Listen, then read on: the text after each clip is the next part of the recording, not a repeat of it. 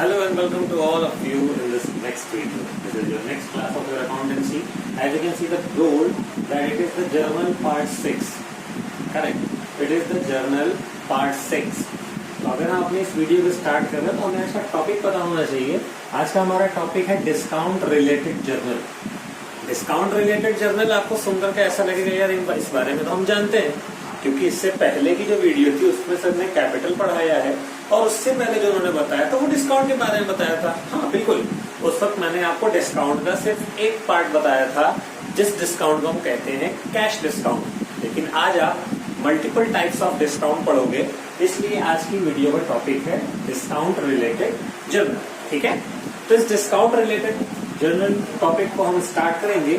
लेकिन topic start करने के पहले एज ऑलवेज हमें अपने विनर्स के नेम अनाउंस करने हैं जिन्होंने पिछली वीडियो में पूछे हुए क्वेश्चन के जवाब सबसे पहले दिए थे.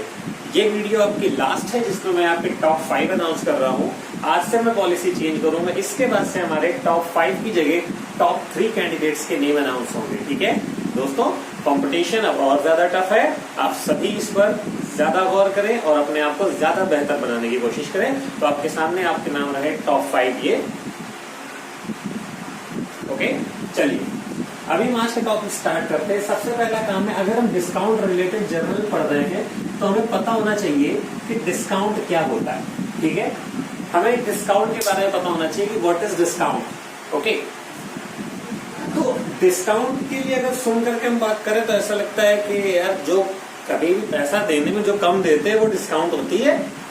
आप किसी भी बंदे से पूछोगे डिस्काउंट करते, बोलती है हाँ भाई 100 का सामान अगर 80 का मिल रहा है तो ये 20 रुपए डिस्काउंट है. करेक्ट है, 100 का सामान अगर 80 का मिल रहा है तो 20 रुपए डिस्काउंट है. किसी को 4000 देने तो उसकी जगह 3500 दे के अगर हिसाब किताब बराबर हो जाए तो 500 रुपए डिस्काउंट है. 10,000 देने थे 9,000 में बात खत्म हो जाए तो इसका मतलब 1,000 रुपए डिस्काउंट है. So in an easy word we can term like the price deduction at the time of payment. Okay, the price deduction at the time of price payment is termed as discount. We can say that. चलिए ठीक है, आगे बात करते हैं. लेकिन उससे पहले पता चलना चाहिए कि डिस्काउंट होती कितने टाइप की है.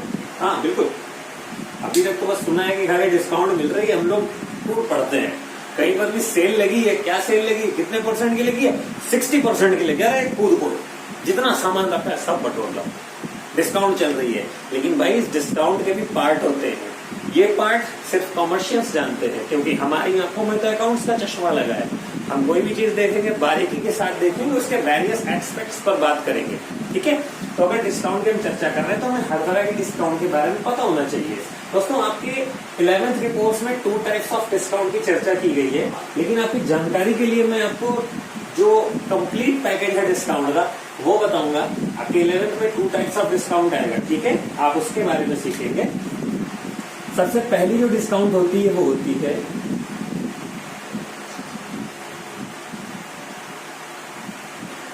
Trade discount. ओके, इसे हम शॉर्ट में टीडी भी कहते हैं. नेक्स्ट होती है कैश डिस्काउंट, इसे हम शॉर्ट में सीडी कहते हैं. और ये जो अभी आपके कोर्स में नहीं है लेकिन आपकी जानकारी के लिए जरूरी है, इसे हम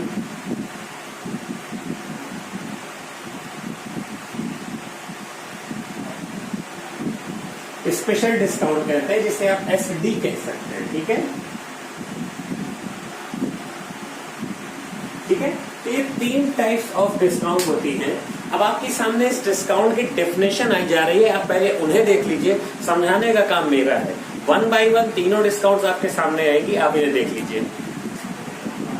ये पहले रही आपके सामने ट्रेड डिस्काउंट.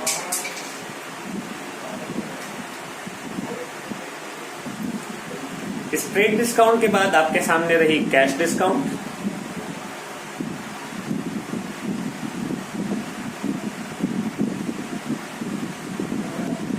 अब इस कैश डिस्काउंट के बाद आपके सामने रही स्पेशल डिस्काउंट.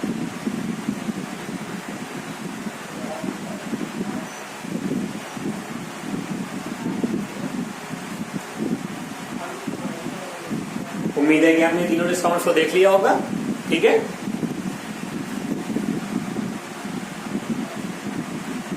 चलिए अब चर्चा करते हैं अपने ट्रेड डिस्काउंट, कैश डिस्काउंट और स्पेशल डिस्काउंट पर। ठीक है, सबसे पहले हम बात करेंगे ट्रेड डिस्काउंट की। तो जो अभी आपने इसकी डिस्कशन देखी है उसमें बताया गया कि ट्रेड डिस्काउंट, चलिए मैं पहले समझाता हूं, फिर इनकी डेफिनेशन आपके दिमाग में ज्यादा अच्छे से बैठेगी। ओके, तो समझाने के लिए एक मैं एग्जांपल आपके सामने रखना चाहूंगा। ठीक है, उसके बाद आपको इनके बारे में पता चलता जाएगा।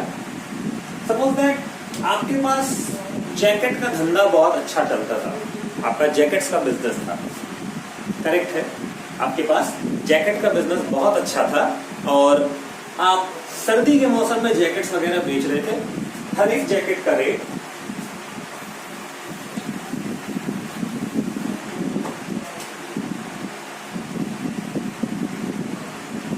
आप हर एक जैकेट को 3,000 रुपए का लेकर के आते थे और अब क्योंकि एमआरपी उसकी 3,000 है तो ये डीलर पे बेस्ड होता है, शॉपकीपर पे बेस्ड होता है, वो उसको कितने में बेचना चाहे। आप मालिक थे, आप 3,000 में लेकर के आ रहे थे, आप 3,000 का बेच रहे थे और आपकी जैकेट धड़ल्ले से बिक रही थी। आपको कोई जरूरत थी इस पर डिस्काउंट देने की? जब सामान फटाफट बिक रहा है भाई तो डिस्काउंट देने की जरूरत क्या है? मैक्सिमम प्रॉफिट कमाओ, बंदा कमाता जा रहा था, करेक्ट है।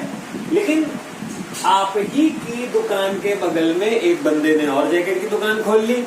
जिस फैक्ट्री से हम 3,000 की लेकर के आ रहे थे उसी फैक्ट्री से वो भी 3,000 एमआरपी वाला लेकर के आ रहा था। हाँ, एमआरपी 3,000 लिखी है लेकिन उसकी कॉस्ट तो फैक्ट्री में लगभग मैं मान लेता हूं कि उसकी कॉस्ट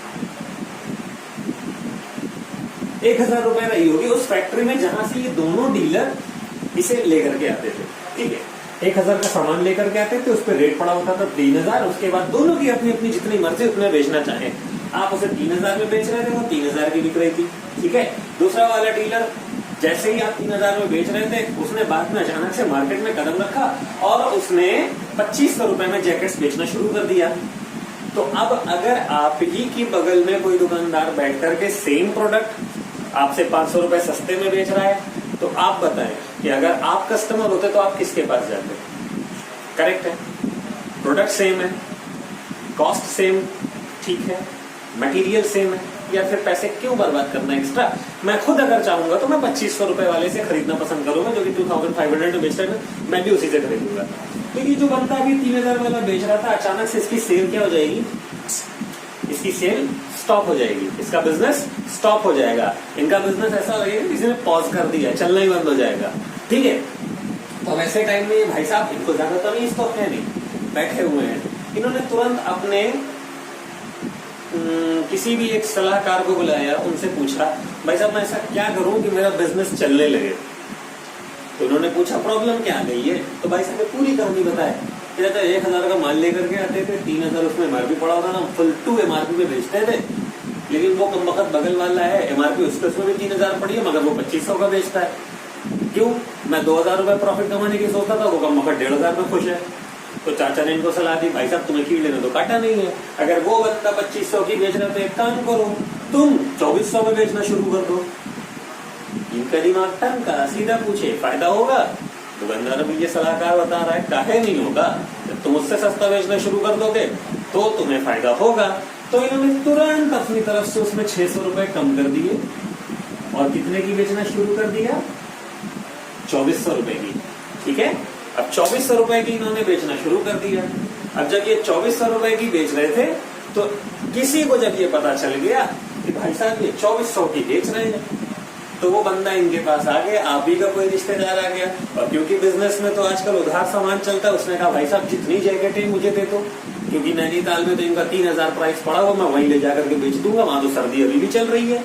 आपके यहाँ सर्दी कम हो गई, मेरे यहाँ तो सर्दी बहुत ज्यादा है, मैं 3,000 का 3,000 में बेच दूंगा, हर जैकेट मुझे 600 का फायदा होगा और जब बिक जाएगा तो आपको मैं पैसे भिजवा दूंगा।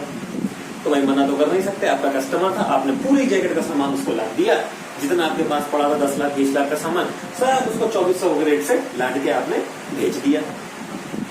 अब 2,400 के रेट से लाद दिया, 1 महीने बाद आप कॉल कर रहे हो, बंदा फोन उठा ही नहीं रहा है। 2 महीने बाद कॉल कर रहे हो, बंदा फोन उठा ही नहीं रहा है। चलिए फोन उठाता है, बातचीत होती है, पैसे तो भिजवा दो, भाई साहब हो जाएंगे तो भिजवा देंगे, भागे थोड़ी ना जा रहे हैं। फिर अब आपके पास पैसा नहीं आ रहा है, अभी इस वक्त आपका भाई आप परेशान थे, आपका बिजनेस नहीं चल रहा था, आपने 600 रुपए कम कर दिए, बिजनेस चलने लगा, सारा सामान बिक गया, पूरा का पूरा स्टॉक खाली हो गया। लेकिन अब आपकी परेशानी ये है कि आपको पैसा नहीं मिल रहा है, आपका गुल्लक जो है ना, आपका कैश लेवल वो स्टॉक है। अब आपका कैश लेवल रुक गया है, आप फिर माथा पकड़े बैठे, आपने फिर उस सलाहकार को बुलाया, वो गुजरा, पूछा क्या हुआ, आपने बताया भाई साहब तुम्हारे कहने पर मैंने 600 तो कम कर दिए, सामान फटाफट बिक गया, फिर क्या दिक्कत है यार। लेकिन जिस बंदे ने खरीदा वो अभी तक पैसे ही नहीं दे रहा है, कैश का लेवल बढ़ ही नहीं रहा है, कैश का लेवल तुम ही का वही है। तो बोले आप मेरी एक सलाह मानोगे? बोले बताओ भाई, तुम्हारी सलाह तो मान रहे हैं। तो उन्होंने बताया एक काम करो, उस बंदे को फोन करके बोलो कि जो तुम मेरे से 1000 पीस ये लेकर के गए हो ना, एक काम करो, जो तुम मेरे से ये 1000 पीस 2400 के रेट में लेकर के गए हो, ठीक है, लगभग ये 24 लाख रुपए का जो तुम माल लेकर के गए हो, उसको फोन करके बोल दो कि तुम्हें हर जैकेट में 400 रुपए कम हो जाएगा अगर तुमने 2 दिन के अंदर पेमेंट कर दी तो। यानी आप उसको क्या बोलोगे कि आप 2400 की जगह अगर 400 रुपए 1000 जैकेट में मैं कम कर दूं, तो यानी टोटल हम कितना उसको डिस्काउंट दे रहे हैं? 4 लाख। यानी हम उस बंदे को बोले कि तुम 2 दिन के अंदर अगर पेमेंट करो तो हमें 24 लाख की जगह कितना पैसा दे दो, तुम हमें सिर्फ 20 लाख रुपए दे दो, तो तुम्हारी पेमेंट हम मान लेंगे। अब आप सोचिए, पैसे आपको किसी को 24 लाख देने थे, अचानक वो फोन करके आपको बोलता है कि भाई साहब 2 दिन के अंदर पेमेंट कर दो ना, तो आपको मैं 4 लाख रुपए की डिस्काउंट मार दूंगा। तो आप भी ना तुरंत के तुरंत अपना पैसा पेमेंट करने की सोचोगे, और ये 4 लाख रुपए की जो एक्स्ट्रा आपको प्रॉफिट हो रही है ना, ये कमाने की सोचोगे। तो चाचा ने सलाह दी कि हर जैकेट का रेट 400 रुपए कम कर दो, आपका पैसा निकल आएगा। अगर नहीं दोगे तो इसी तरह 2-4 महीने और बैठे रहोगे, टर्नओवर बंद हो जाएगा, बिजनेस हराम हो जाएगा। तो भाई साहब ने तुरंत इस 2400 रुपए में 400 रुपए भी कम कर दिए और 2000 रुपए के हिसाब से पूरी की पूरी पेमेंट ले ली। ठीक है, पूरी की पूरी पेमेंट ना 2 दिन के अंदर हो गई। अगर ये पैसे कम नहीं करते तो क्या वो बोलते हैं 2 दिन के अंदर पैसा दे जाता? नहीं दे जाता। अब 2 दिन के अंदर पैसा आ गया, जाकर के इस वक्त गर्मी आ चुकी है, गर्मियों के कपड़े ले आओ, उनको ला करके मार्केट में बेचो, फिर पैसा कमाओ। पैसे से पैसा टर्नओवर होता है, रख करके फायदा नहीं होता, बिजनेस इसीलिए किया जाता है। ठीक है, तो अब जब इनकी जैकेट 2000 की बिक रही है, ठीक है, तो अभी आप सोचिए 2000 की आपने सारी जैकेटें अपने पड़ोसी वाले बंदे को दे दी, जो आकर के नैनीताल में बेचा, उसको 2000 में आपने दे दी।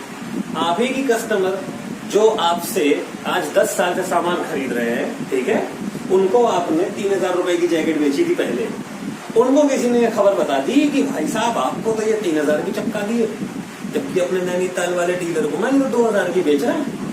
अब आप सोचो, जो आपका 10 साल का रेगुलर कस्टमर है, वो कैसा आग बबूला होकर के आपकी दुकान पे आएगा बिल्कुल तड़ाक भड़ाक सामान पटकना शुरू। आप पूछोगे भाई साहब हुआ क्या है?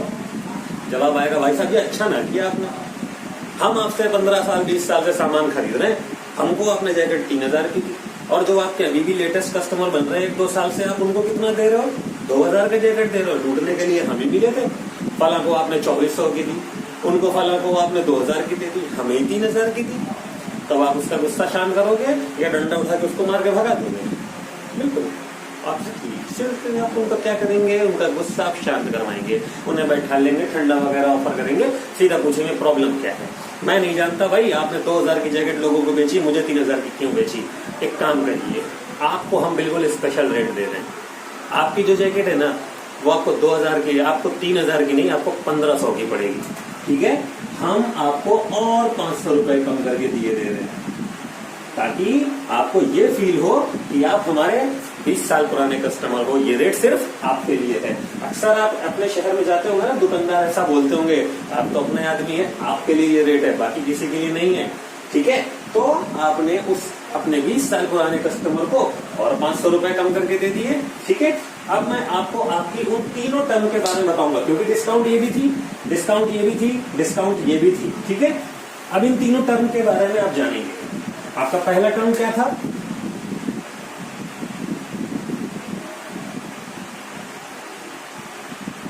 Trade discount. ठीक है, दूसरा टर्म था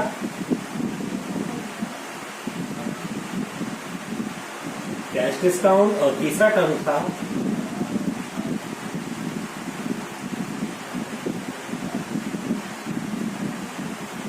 स्पेशल डिस्काउंट। सबसे पहली बात करेंगे ट्रेड डिस्काउंट की, जो कि इसका नाम है ना, वही इसकी डेफिनेशन है। ट्रेड में इंप्रूवमेंट के लिए जो डिस्काउंट दी जाती है, ट्रेड में इंप्रूवमेंट के लिए जो डिस्काउंट दी जाती है उसे डिस्काउंट की जगह ट्रेड डिस्काउंट कहते हैं। तो आप बताइए इनमें से आपने कौन सी डिस्काउंट ट्रेड में इंप्रूवमेंट की उम्मीद से दी थी? ठीक है, आपने ये डिस्काउंट दी थी ट्रेड इंप्रूवमेंट की उम्मीद से, क्योंकि जब 3000 का बेच रहे थे बिजनेस बंद हो गया था, आपका ट्रेड बंद हो गया था, ट्रेड बिजनेस व्यापार धंधा सब स्टॉप हो गया था, आपने उसे बढ़ाने के लिए 600 रुपए की डिस्काउंट दी थी। तो जो डिस्काउंट आप ट्रेड को बढ़ाने के लिए देते हो उसे ट्रेड डिस्काउंट कहते हैं। फिर आपका कैश जब लेवल स्टॉप हो गया, आपका कैश इंप्रूव होना बंद हो गया, आपके गुल्लक में कैश का लेवल बढ़ना बंद हो गया, आपने तब एक डिस्काउंट दी कि ताकि आपको कैश मिले और आपके कैश का लेवल बढ़े, तब आपने ये डिस्काउंट दी। ठीक है, तो कैश के लेवल में इंप्रूवमेंट के लिए यानी कैश रिसीव करने की उम्मीद से हम जो डिस्काउंट देते हैं वो कैश डिस्काउंट कहलाती है। और फिर तीसरा, जब किसी स्पेशल कंडीशन पे स्पेशल पर्सन को कोई डिस्काउंट देते हैं तो उसे स्पेशल डिस्काउंट कहते हैं। ठीक है, ये 3 कैटेगरी की डिस्काउंट थी। मेरा ख्याल है आप इनके डेफिनेशन के साथ साथ इन्हें समझ भी गए होंगे। अब अकाउंटिंग में इसके लिए आप सेपरेट प्लेस डिसाइड नहीं करते हो, हम इसका ट्रीटमेंट जो है बिल्कुल इसके ट्रीटमेंट की तरह मानते हैं। ठीक है, तो आपको इसके लिए कोई स्पेशल ट्रीटमेंट सीखने की जरूरत नहीं है, क्योंकि जो ट्रीटमेंट इसका होगा वही इसका होगा।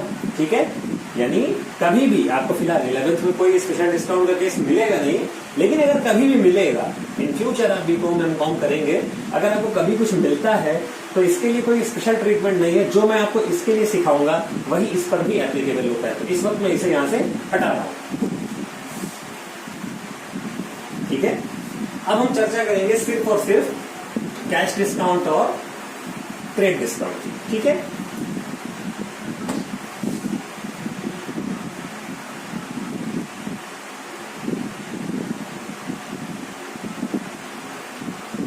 ठीक है, हम अगर कैश डिस्काउंट और ट्रेड डिस्काउंट की चर्चा करें तो ट्रेड डिस्काउंट इनका मोटिव क्या है?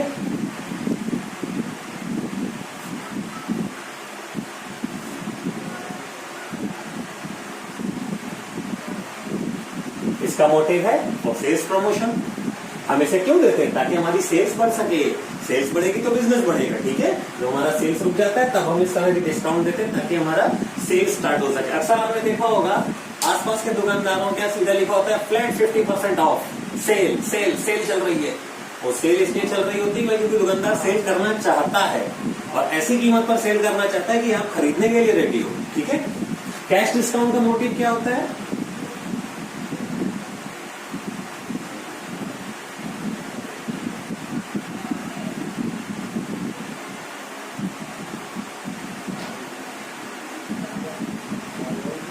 To make payment faster. Cash का मोटिव क्या होता है कैश डिस्काउंट का?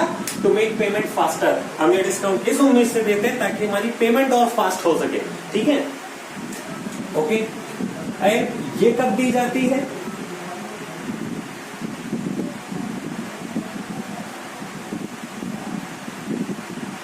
ये दी जाती है at the time of sale. ये कब दी जाती है?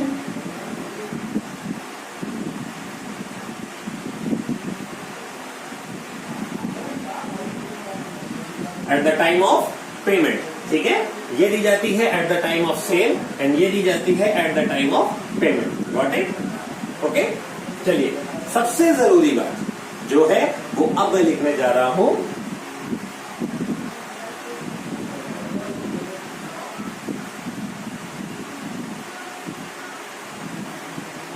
सबसे इंपॉर्टेंट पॉइंट ट्रेड डिस्काउंट का, नो नीड टू रिकॉर्ड। यानी ट्रेड डिस्काउंट को हमें अकाउंटेंसी में कहीं भी रिकॉर्ड करने की, इसका प्रूफ रखने की कोई जरूरत नहीं है।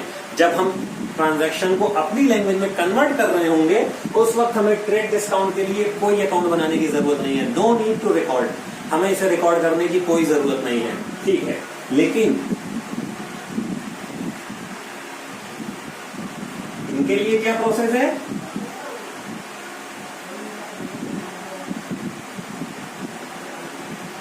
इनका काम है नीड टू रिकॉर्ड, इन्हें जरूर शो ऑफ करना होगा। ठीक है, ये 3 बेसिक पॉइंट्स हैं, आप इन्हें समझ लीजिएगा। सबसे जरूरी फिर से पढ़ देता हूं, trade discount for sales promotion, cash discount किस लिए, टू मेक पेमेंट फास्टर। ये कब दिए जाते हैं, at the time of sale. ये कब दी जाती है, at the time of payment. And the most important point, recording. No need to record but need to be recorded. Okay, got it. आप स्क्रीनशॉट ले लीजिए, इन्हें लर्न कर लीजिएगा, ठीक है।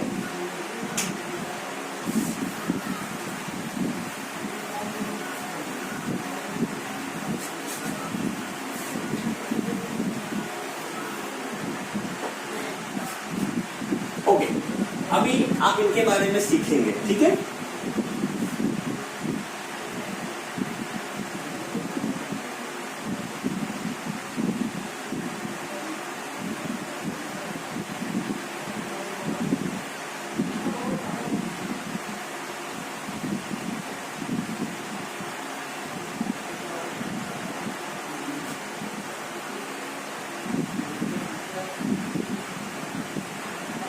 Trade discount at the rate 10%,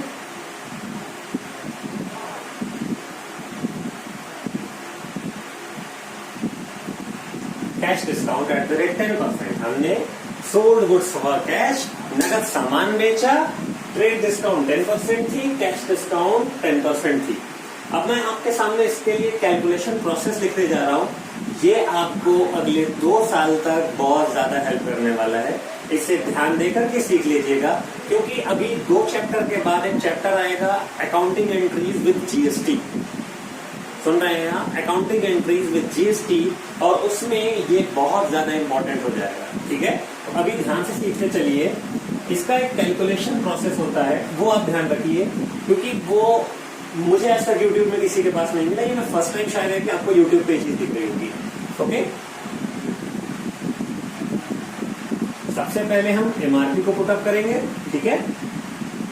उसके बाद जो डिस्काउंट पहले दी जाती है, ठीक है, हम सबसे पहले ट्रेड डिस्काउंट ही देते हैं, क्योंकि हमारा पहला मोटिव होता है हमारा बिजनेस ग्रो करे। तो सबसे पहले हम ट्रेड डिस्काउंट घटा देंगे, ठीक है। अब उसके बाद कोई वैल्यू बचेगी, ठीक है। जो वैल्यू बचती है हम उसे या तो सेल्स कहते हैं, या तो उसे परचेज कहते हैं, ठीक है।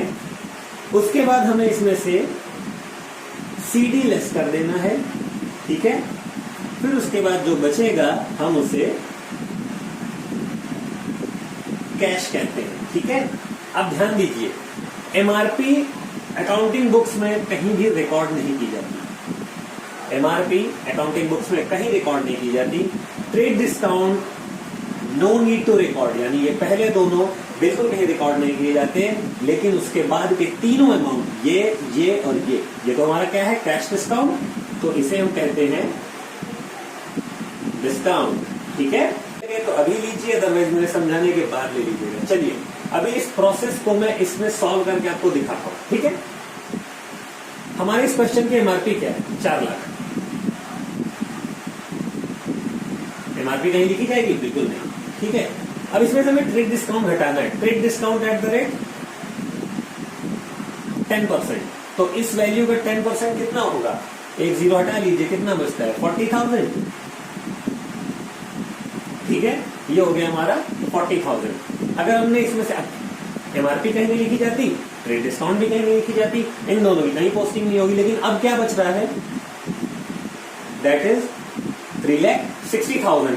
It needs to be recorded, okay, because it is sales or purchase. See your question. Sold goods for cash, so that is sales. आप दूसरा अमाउंट हटा दीजिए, ठीक है। ये आपकी क्या है, ये सेल्स है। नेक्स्ट आइटम की बात करते हैं। अब इसके बाद हमें इसमें से कैश डिस्काउंट घटाना है। कैश डिस्काउंट का परसेंटेज आप क्वेश्चन में चेक कीजिए, 10 है, एट द रेट 10%। इस वैल्यू का 10% निकालिए, कितना आएगा, एक जीरो माइनस कर लीजिए, लास्ट में एक जीरो कम कर देंगे, 36,000 बचेगा, 36,000, ठीक है। 3,60,000 में से अगर हम 36,000 माइनस कर दें तो कितना बचेगा, 3,24,000। हमें इस क्वेश्चन में, यानी इसके सॉल्यूशन करने के दौरान हमें 3 वैल्यूज मिली है, ठीक है। अब अगर ये तीनों वैल्यूज हमें मिल गई हैं तो हमें इनकी एंट्री पास करनी होगी, ठीक है। अब एंट्री पास करनी है तो मैं यहाँ इस क्वेश्चन पॉइंट को हटा रहा हूं ताकि मैं यहाँ पे एंट्री पास कर सकूं और आप देख सकें।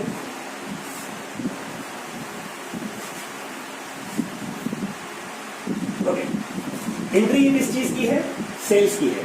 तो सेल्स की हमारी एंट्री क्या होती है, हम जब सेल करते हैं तो पैसा हमारे पास आता है cash account DER। Okay,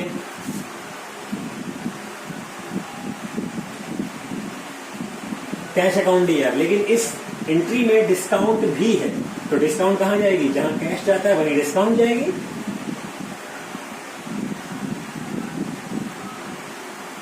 discount account DER, तो cash account DER, discount account DER दोनों हो गए, और 2 में सेल्स आ जाएगा। Sales account being goods sold. लेकिन अब जब अमाउंट फिलअप करने की बारी आएगी तो आप ध्यान दीजिए, डेबिट वाले अकाउंट्स, मैंने बोला था जब भी कभी आपको ऐसी एंट्री मिले कि एक तरफ एक बंदा हो एक तरफ 2 बंदे हो, तो जिधर 2 बंदे हैं पहले उनके अमाउंट फिलअप करिएगा। कैश की वैल्यू कितनी है, 3,24,000। डिस्काउंट की वैल्यू कितनी है, 36,000। ओके, सेल्स की वैल्यू कितनी है, 3,60,000। गॉट इट, समझ में आई है? अब आप स्क्रीनशॉट ले लीजिए, समझ में आ चुकी है? ठीक है,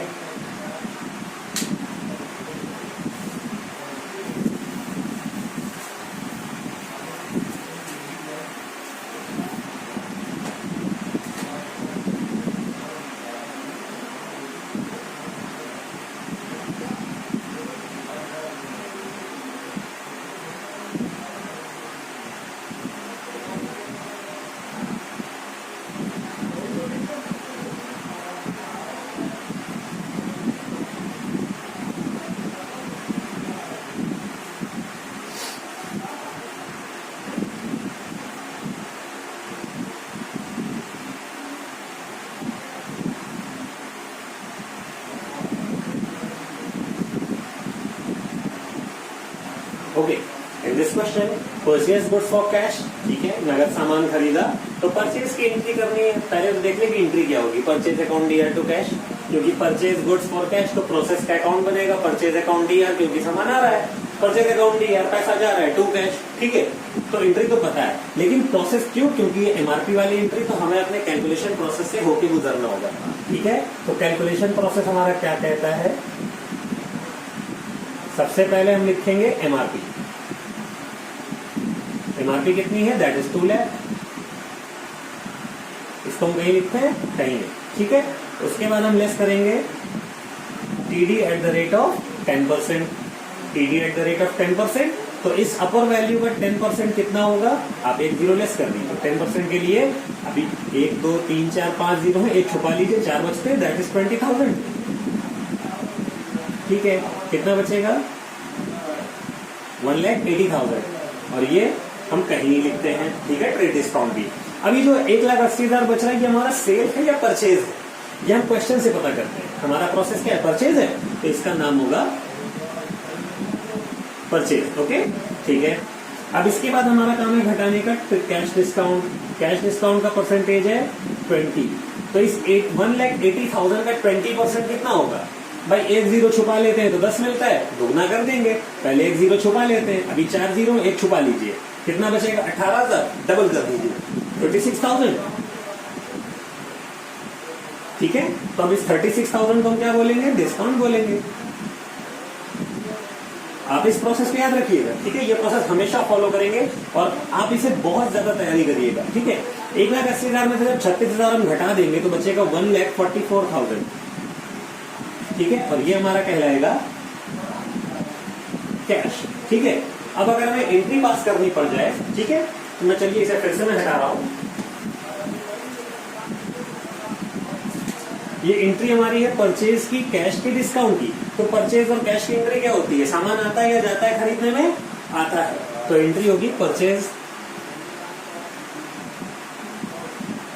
account DER to cash account. अब जिधर कैश होगा वही डिस्काउंट भी जाएगी, तो टू डिस्काउंट अकाउंट। ओके, ठीक है। अभी अमाउंट लिखना है, तो परचेज का अमाउंट 1,80,000, ठीक है। कैश का अमाउंट 1,44,000 और डिस्काउंट का अमाउंट 36,000। ठीक है, नरेशन क्या होगा,